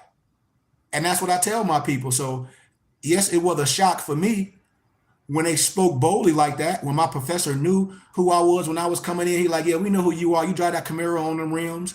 They're like, yeah, all of them was asking, who was that brother with the fez on? You know, this and that and the other. When I come with my turban on, all the professors, all the Jewish professors knew who I was because I was close to my professor, which is a potentate out here, which is a judge, one of my biggest supporters. And out of his mouth, he said, you're going to have to create your own. And he was like, based off the understanding that you have. Don't dumb yourself down. Don't dumb yourself down to fit in with no Black Masons or to be in somebody's pulpit or to be in somebody's more society. You got to have your own because you anointed and you consecrated. And you got to be willing to go through it all. And then you will have a testimony. You'll be able to tell your story to the world. And so I understand that and I accept it. And I come from a good family. My dad and my mom and my empress and my mufti, that's part of my tribe, they're my biggest supporters. So I had to change. I had to channel a lot of anger that I had and refocus it to gratitude. Because I know a lot of us, the one thing that we don't understand is our money, you know. You know, I understand that. And so I challenge everybody to be a student. So Eddie L says, Shalom, what's a good spiritual book for the mind? No, it'd be hard for me just to pick a book. You know, what I would challenge you to do is come to class and come to school. Like I share so many books, like I just don't know. I couldn't tell you. And I'll give you an analogy. How about that? It takes everything to build up a body. It's not one book. It's not one source. A book is just a book on paper. It takes understanding. It takes questions. It takes being a part of something. So I feel it won't be just a book. I feel that whatever your spirit leads you to. And once your spirit leads you to things, your spirit will start allowing you to ask certain questions. So my whole thing is to come to class, come to school, be a student. Be willing to use a tittle of your money to come to class and being part of my private lessons that I do with my ministers and my muftis. And so it's just like if you want to be a student and you say, well, man, what book should I read to learn how to read? And I say, it's no book I would give you to learn how to read. I would tell you to be a student. It's a plethora of books. So that's the only answer that I have, because all the books are amazing books. And I'm sure you have a plethora of books, you know, that you can get wisdom from. So it's no specific book, Noble Eddie L, that I can give you. What I can give you as a teacher, as a map, as a guide, as a sensei, as a shaman, as a medicine man, I can tell you to come to class to learn. Just like if you wanted to learn martial arts, or if you wanted to learn sticky hands, and you would ask me, hey, sensei, hey, Sufi, what book should I read to learn sticky hands? I would say, well, it's no book that you can learn at. I would tell you to find a sensei to learn a way to do things. And then the books come along. Peace, Noble Brian. And then the books come along. So that's my answer to that, Noble Eddie L. One of my muftis just jumped on here, Brian Hicks Bay. And just like he would tell you, come to class. Because a lot of people are asking me, like, what about this? What about this? What about this? And they act like, you know, not you, Eddie, and they act like I'm an attorney. And I said, so you want me to give all the answers instead of coming to be a student, and you will figure out the answers on your own, because that's how I teach. But just me giving you something and telling you this, that, and the other, that's program learning. I don't want to program no one. I want people to be free thinkers. I want people to understand it's one nationality and many cultures. So my answer to that is whatever book that your spirit leads you to is going to be a good book. It's going to be a good book. But for me, and for my answer for you, Eddie, is to be a student of the BBT, to come to class, to join us on StreamYard. I have a plethora of books that I'll gather, compile, and divinely prepare. If brothers have been following me, I ask people to subscribe to my page, subscribe to our temple page on Facebook and YouTube, which is Burning Bush Tabernacle Science Temple and School, and then ask questions as a student. That really be my only answer, Noble Eddie L. Because even my student on here, Brian Hicks Bay, which is a minister, it takes time to learn. It takes application. And just reading the book, it's not enough. Because I know so many people that read so many books and they still on the same level, a spiritual way, financially, educational wise. I know so many people that read Rich Dad, Poor Dad, and they still poor. And they say, oh, I got this book, Rich Dad, Poor Dad, I'm going to be successful. And now they got the book. They still in the same predicament that they in. It's about applying. It's about being a part of a community. Sometimes it's not even about a book. I'll give you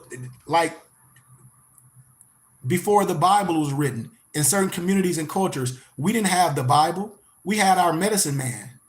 We had our elders that come and deliver our spiritual science. We didn't have a book per se. We saw it in the flesh because we had culture. So yes, a book is good to read for, how can I say, for confirmation, etc. But being a part of a society, being a part of a brotherhood, so your spirit can align with spirit, so you can see certain things, for you can be a part of something. You can say, this is my teacher. These are my brothers. This is my family. And you see how family do things. But books are good for confirming things, but books are not the only way, especially if a person is not going to read the book. I know a lot of people get books, Noble Eddie, and they won't even read them. And then everything that I'll be talking about will be sitting in the book that they talking about that they have. And then a lot of people that follow me that study and read, they be laughing at individuals. They'll be like, how are you disrespecting this man? And you holding up a book that man is telling you about. It shows how a lack of wisdom that a lot of people have. Because I know the average Negro, no disrespect to no one on here, their attention span is only 20 minutes. And a lot of the brothers have a third grade aptitude when it comes to reading. And when it comes to linguistics, they'll put the book down real fast. If I tell a person right now, I'll just give an analogy. I'll give an analogy right now. If I told a person, here, this book will tell you about a lot of rights and things about alienable rights and the 13th, the 14th, the 15th Amendment. And this book is about 300 pages. And I say, get with me in a couple weeks and we're going to have a discussion on the book. A person, they wouldn't even read the book. They wouldn't even took notes. So I ask a person, why should I recommend books? And that most people don't even have time to read. Most people don't even come to class. If I said a person, especially a Moore, because I already did this, I said, well, I have all these books.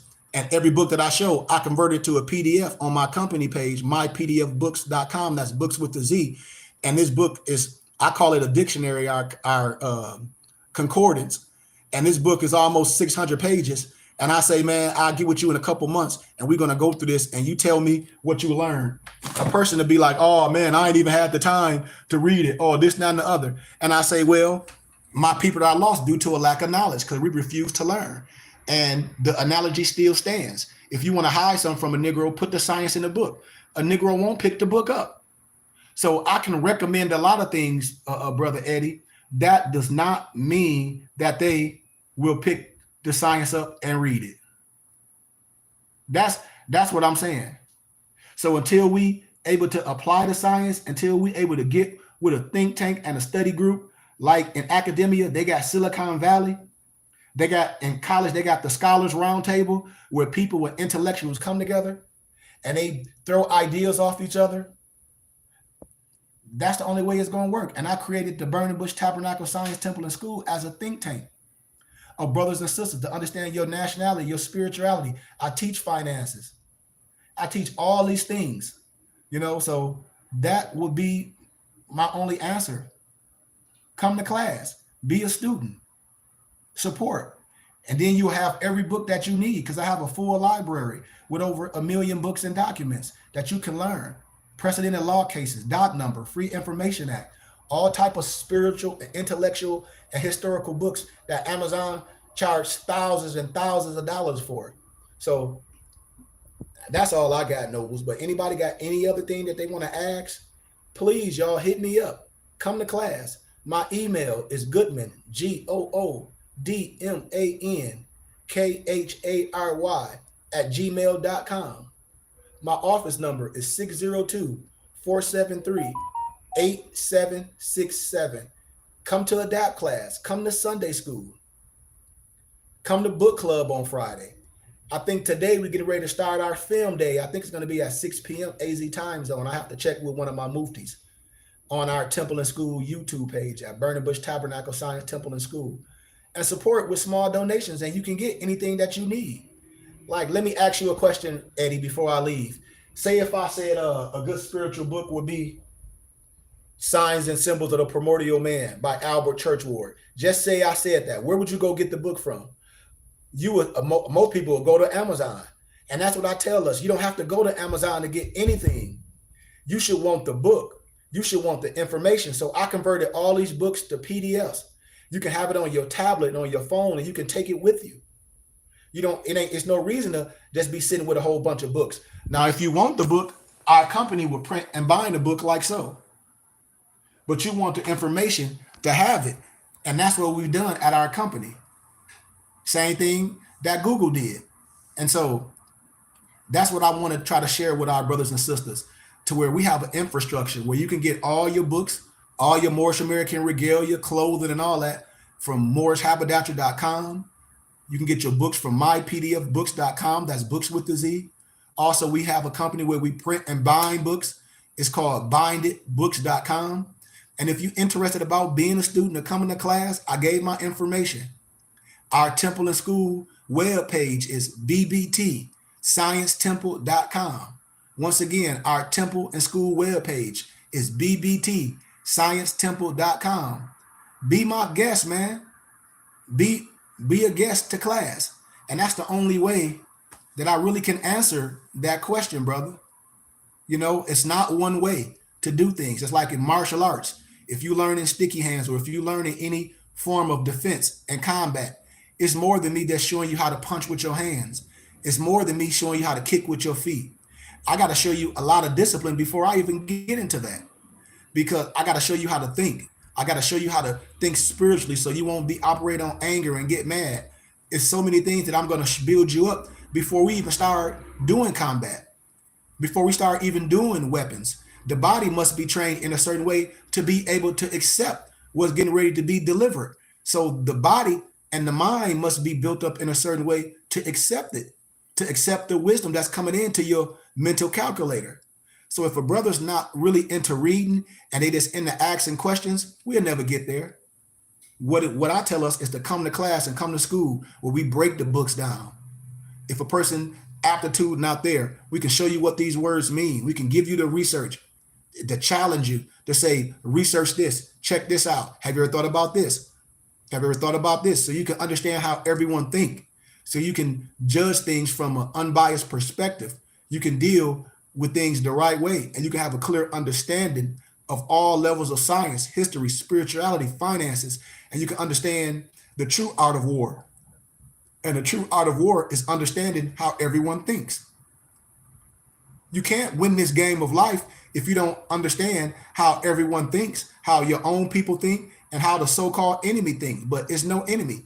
That's just the pendulum swinging one way to the other. No one is my enemy in life. No one, because the Creator didn't create an enemy. That's just a lack of understanding, and that's a time for me and an opportunity for me to impart wisdom. And ever since I've been out here in Arizona, which most people call a red state, I've been dealing with so many Europeans and different nationalities, and I have no problems. The only problem I have is with my own melanated people. When they try to say, well, you think you so smart, or you think this, I don't think that. You must think that. You must understand that you feel that you can't be like this, and a misnomer black person can't have the wisdom and the aptitude and the spirituality and to be viewed as a God and Melchizedek by others that you would think is heavy. And when they come around me, they're not even heavy. They say that I'm the one, because a dollar amount has nothing to do with wisdom. A dollar amount have nothing to do with wisdom. And for me, as I close, I'm never going to dumb myself down.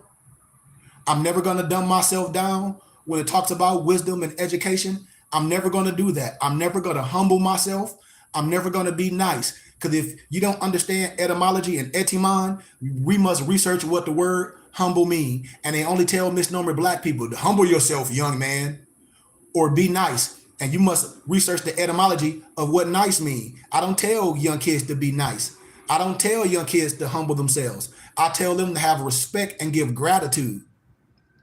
And until we start understanding etymology and etymon and what the words mean when they were written, all we could do is arbitrarily explain words. And all we do is get caught up in what? Emotions.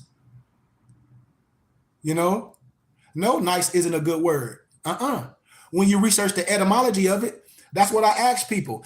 All they got to do is research the etymology of nice and humble. And then we can have a great conversation. Remember, a lot of things is based on etymology. Remember, we can't arbitrarily explain things. Arbitrary explaining things is coming up with our own understanding, just like a person can't arbitrarily explain who you are. That's what the Declaration of Human Rights, Article 15 comes on. You have a right of a nationality and a right to change it. No one would be arbitrarily denied a nationality and a right to change it. And the claim of child replaces the birth certificate. So we have to know the etymology of a word. And that's why I tell people you will cast a spell on yourself not knowing etymology. I call it linguistic apartheid. See, when I was in academia, that's the reason why a lot of the European colleagues, they have to deal with me in a right manifestation, because I stopped that linguistic apartheid right before it comes out. And they'll try to challenge you with that. because they know the misnomer black man is going to be emotional, and they're not going to base their understanding on words and etymology. But when you're educated, when you're groomed well, I'm groomed well from the home.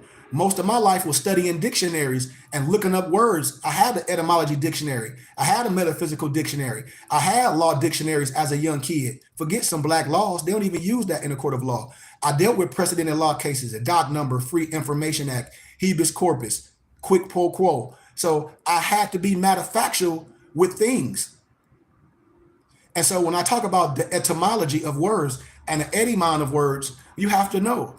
So dealing with nationality and spirituality, black has no standing in law because most law stuff is Latin.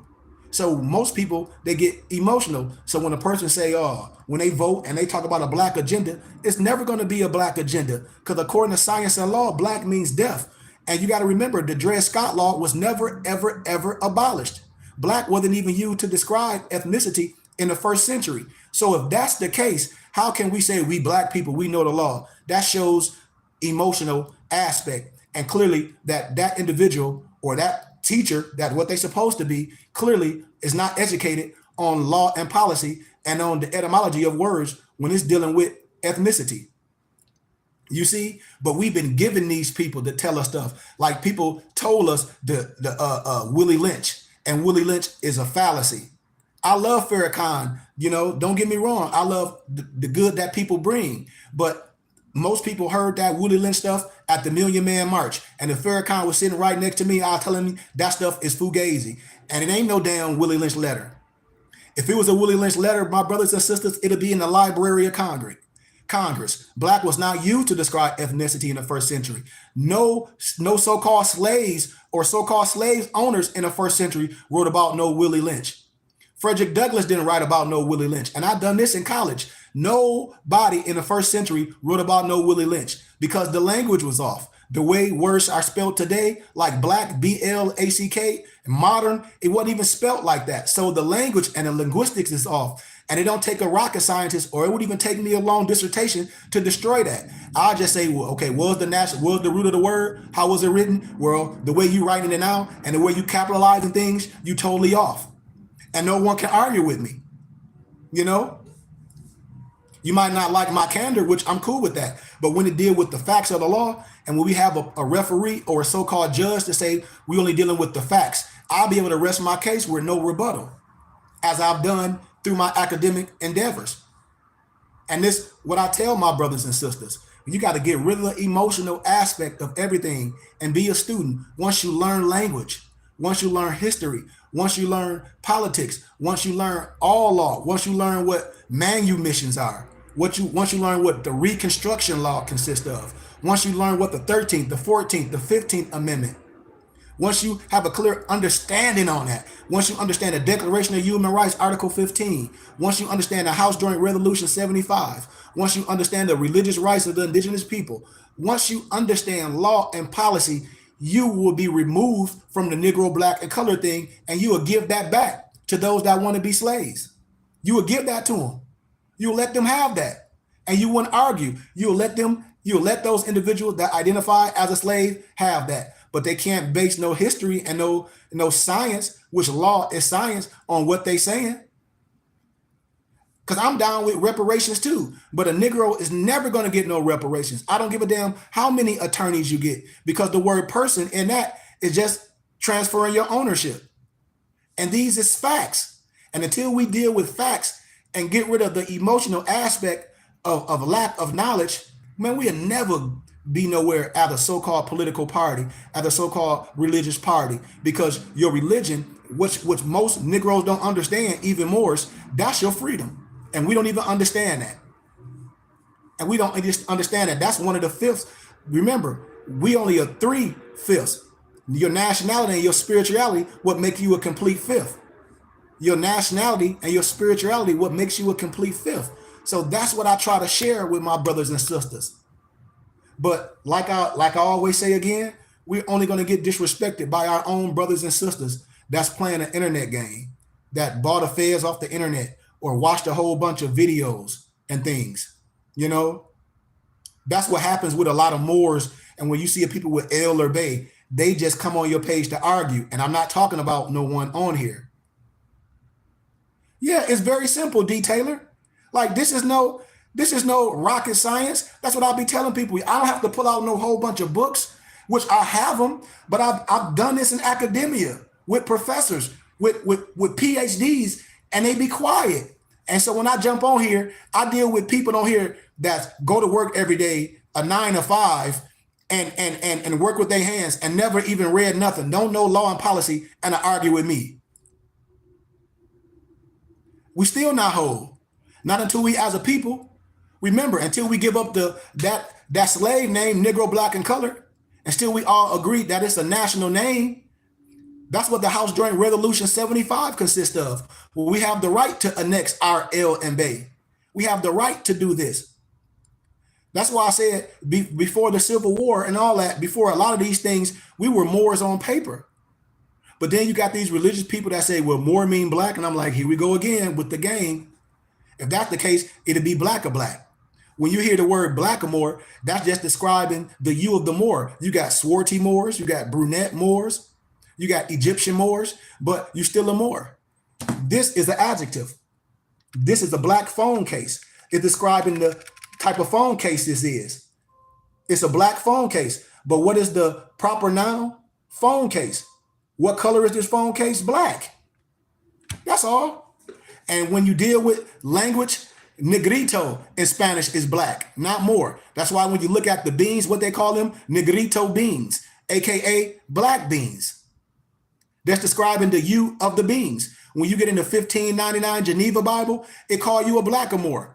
All through the Geneva Bible, it don't call you an Ethiopian, it don't call you an African, it call you a blackamoor. Why? Because in the beginning, the world was what? Dark. I can take you to the Netherlands. Exactly. I can take you to the Netherlands and deal with Swarty Pyatt, aka Black Pete. And you see Swarty Pyatt, aka Black Pete, and they try to say the Moor, the only reason why his skin is dark because he went down a chimney on some fallacy stuff. But we know better than that. When you look up the Corsica flag, you see this. You see that. Thank you. And so that's what I try to share with brothers and sisters. Just like it was a video or film where they had T.I. and they had Tavis Smiley and they had Carnell West on there, and we watched this in college. And my professor is a European Jew, a potentate out here in Arizona. And they on there, and Carnell West said that our freedom is connected to your blackness. And my professor was like, now we're going to have She Goodman Bay break this down for all, because we was in the so-called African-American department. And the professor, after I lectured, she quit because she had down Willie Lynch as what she called it, required reading for all the misnomer black students to read some stupid Willie Lynch, and I destroyed it. And you could hear a pin drop, all her colleagues laughing at her. And I said, but that's what misnomer black people do. They come up with some fake stuff. And I'll show you where that Willie Lynch letter came from. It came from a European professor that just made this stuff up, got some information from what somebody wrote and put it out there. And these is facts, because I already done the dissertation. You can find it on YouTube, and I did it at college. So make a long story short, on that program, Carnell West said, and your freedom is connected to your blackness. And I said, how? I said, how? Because when you say something, then you got to have the answer. You just can't say something without the answer. So if my freedom connected to blackness, tell me how. Yeah, Willie Lynch is false. Yes. It never, I already broke this down. I'll break it down again. It's just like Roots is fake. Alex Haley plagiarized Roots from a European named Harold Colander. It's a book called The African. Research what I'm telling you. It's a book called The African, and the book is by a European named Harold Colander. Man, Alex Haley plagiarized all that stuff, and he got sued. I showed y'all how Willie Lynch is fake. I showed everybody how Willie Lynch is fake a long time ago. But then once again, you got rappers like Talib Kweli. They make songs about this Willie Lynch thing. It wasn't nobody in first century named Willie Lynch. And that wasn't the process. You wouldn't lynch your chattel that make you money. And these is facts. And that's why I tell a lot of our misnomer black people, we have to get off the emotional aspect and get into science, because they'll let a Negro believe anything. Willie Lynch is total false.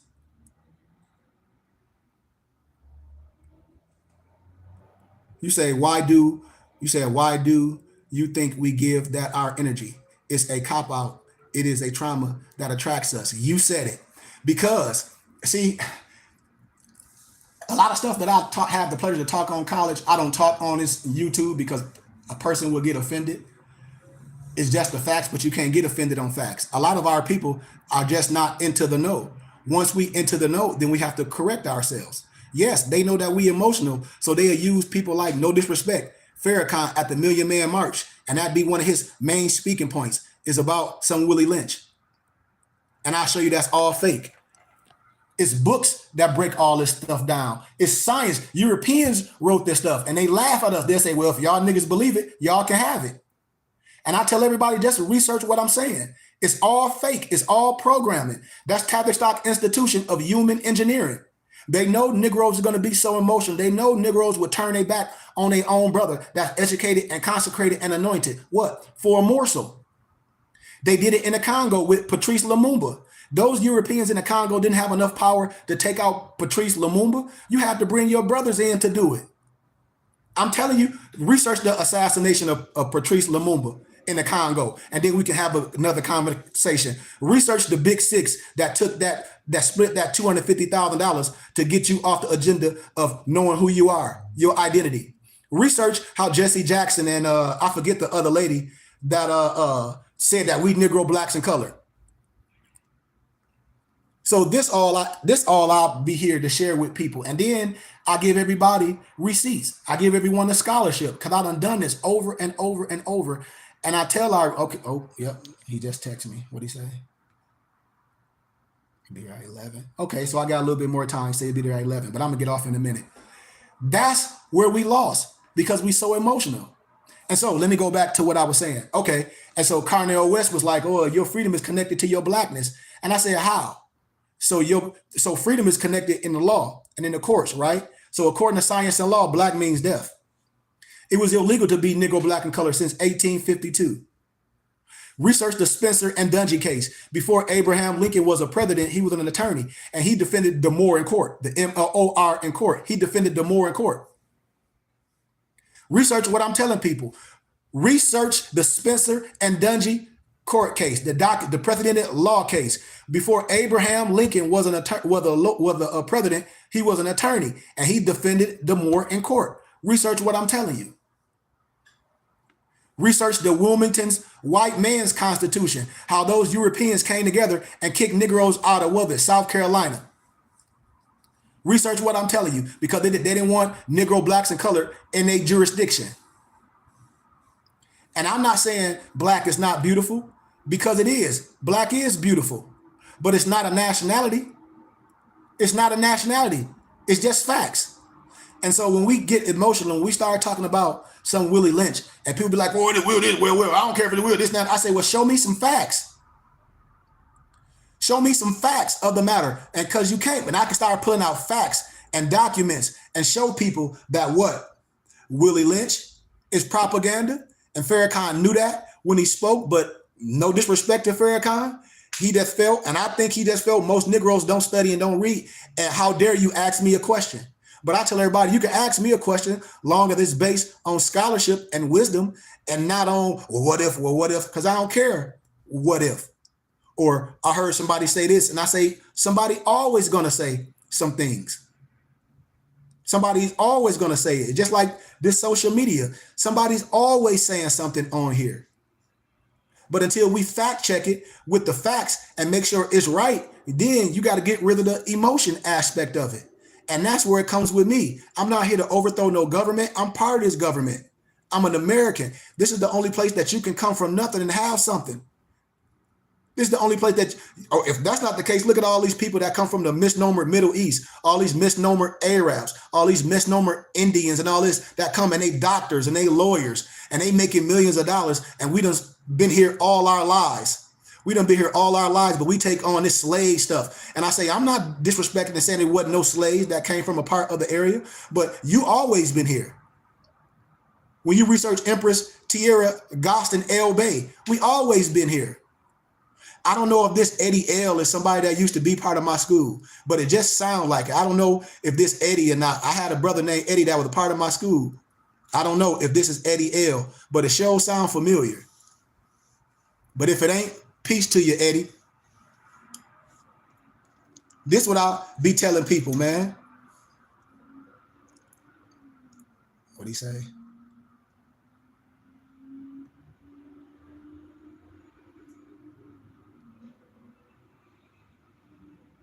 Okay, I'm sorry. Give me 1 second, y'all. Apologies.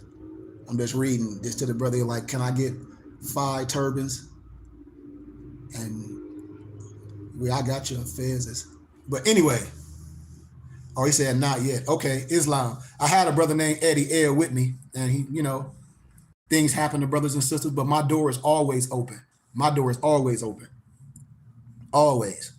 And so that's all I wanted to share with y'all brothers and sisters this morning, man. Get off the emotional aspect and come learn. Come to the BBT and learn. Support our temple and school. Support us, man. Learn something, and learn something that you can teach your kids early that you learn late, because it'll help them in their academic endeavors. It'll help them. I can help your kid learn about civics, about history, about biology, about language, about a dollar, macro, microeconomics. That's my profession in life. This is what I do. And I use this YouTube just to connect with brothers and sisters. But that's what I ask my brothers and sisters. Black is dead in the eyes of the law. So how can you say we black men and we know the law? That's an oxymoron. You must have what's your nationality? My nationality is Moorish American. My nationality is a Moorish American. What's my race? Asiatic. I choose that. What is my status? Free white. My status is free white. When I show you, we are white by law, and nobody never catch it. Out of all these documents that come from the Library of Congress, I show people we are white by law. People say, are you a white man? I didn't say that. I said my status is white by law. And when people don't understand that, they get mad. Oh, he don't love his black. I ain't say black wasn't beautiful. I'll take you to the continent of Africa, and don't nobody identify as no black. Not nan one person, they'll laugh at you. Our temple and school website is bbtsciencetemple.com, bbtsciencetemple.com. But my email, Noble Eddie, is goodmany@gmail.com. And you can hit me up. I even give my office number, 602-473-8767. I'm trying to build a community of thinkers. I've been doing this for a long time, and I'm not going nowhere. All these sovereign citizens, all these people think it's some other law, they're going to be gone. I'm still going to be right here. I guarantee you. Speaking the same way, with conviction, with power, with understanding, always. Because truth has no sides. Truth has no sides. And so when we deal with language, when we deal with the etymology of words, the world is just waiting for us to come together. The world don't have a problem with us understanding who we are. It's just no such thing as a sovereign citizen. That's an oxymoron. You can't be a sovereign and a citizen at the same time. No, 602-473-8767, Brother Eddie L. 602-473-8767. And my email is my last name, Goodman, Goodman, my first name, Khary, @gmail.com. And our temple webpage is bbtsciencetemple.com. And like I said, we created so many companies like Moorish Haberdashery, where you can get your fez, your turban, Moorish American regalia. You can get these dope shirts. I got my PDF books. That's Books with the Z, where I converted over 1 million books and documents to PDF. And I also have bindedbooks.com, where we bind and print expensive books. Thank you, Brother Ty Lamar L. Always been a true speaker, sharing that light. Gratitude, Ty. See, I remember certain names. Are you one, Noble? Did I send you 2 fezzes before? Or did you purchase 2 pheasants for me? Noble Ty, is that you? It might not be, but I just be seeing names. And when I see these names, people that know me, I've been doing this for a long time. This might have been you, Ty. If this you, say Islam or not, because I think, oh, okay, I got you. Got you, Noble. But I don't have a dog in a fight. I'm not with all these fascist group, these Moors that trying to mislead people or say that they can nationalize you or denationalize you, and don't know man have that power to do that. I give you this stuff, and it's not. Yep, he said, "Yep, that's you." Okay, peace to you, Noble Ty. I haven't seen you in a minute, man. Peace to you and your family and your daughter and everything that you got going on. I think you got a daughter, if I'm not mistaken. Correct me if I'm wrong, but peace and love to you, Noble. It's always, always a pleasure to hear from my brothers. It's always a pleasure to hear kind words from people that have been following me for a long time, instead of just people that just jump on my page and get the spewing off at the mouth and don't even know me or haven't even, took the time to see what I'm talking about. So peace and love to you, Ty Lamar L. Please come to class, Noble. Please be my guest on StreamYard so you can learn. I got way more information for you that you can help yourself and your children and your family. We can do business together and do commerce. That's what this is about here at the BBT. So I'm out of here, man, because he keep texting me he's on his way. Much love to everyone that's on his page. And check out this teaching. You say, I'm about to hit the gym. Thank you for the message. Peace and love. D. Taylor, you out here in Arizona and Mesa, let's link up. I'm all over the place. I'm getting ready to go to the post office. And where I'm in Peoria, I'm going to the library today. So hit me up and join class. Be my guest.